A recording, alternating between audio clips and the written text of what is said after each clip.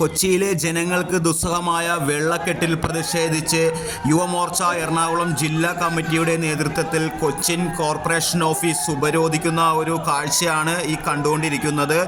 കാലത്ത് 10 മണിയോടുകൂടി എറണാകുളം ജില്ലാ കമ്മിറ്റിയുടെ നേതൃത്വത്തിൽ ഉപരോധം ഏർപ്പെടുത്തിയെങ്കിലും പോലീസിൻ്റെ സാന്നിധ്യം കാരണം അനിഷ്ട സംഭവങ്ങളൊന്നും ഉണ്ടായില്ല. ഏകദേശം 12:30യോടുകൂടി കോർപ്പറേഷൻ സെക്രട്ടറിയെ പൂട്ടിയിടുന്ന ഒരു അവസ്ഥയിലേക്ക് വരെ സംഘർഷം നീണു. അതുകഴിഞ്ഞ് പോലീസ് എത്തി ഈ പ്രവർത്തകരെ പിടിച്ചു മാറ്റുകയായിരുന്നു. കോർപ്പറേഷൻ സെക്രട്ടറിയുടെ ഓഫീസിൽ തന്നെ പൂട്ടിയിട്ടിരിക്കുന്നു എന്ന യുവമോർച്ച എറണാകുളം ജില്ലാ കമ്മിറ്റിയുടെ നേതൃത്വത്തിൽ പൂട്ടിയിട്ടിരിക്കുന്നു എന്ന റിപ്പോർട്ടുകളും വീഡിയോകളുമാണ് ഇപ്പോൾ പ്രചരിപ്പിച്ചുകൊണ്ടിരിക്കുന്നത്. നമുക്ക് വീഡിയോയിലേക്ക് പോകാം.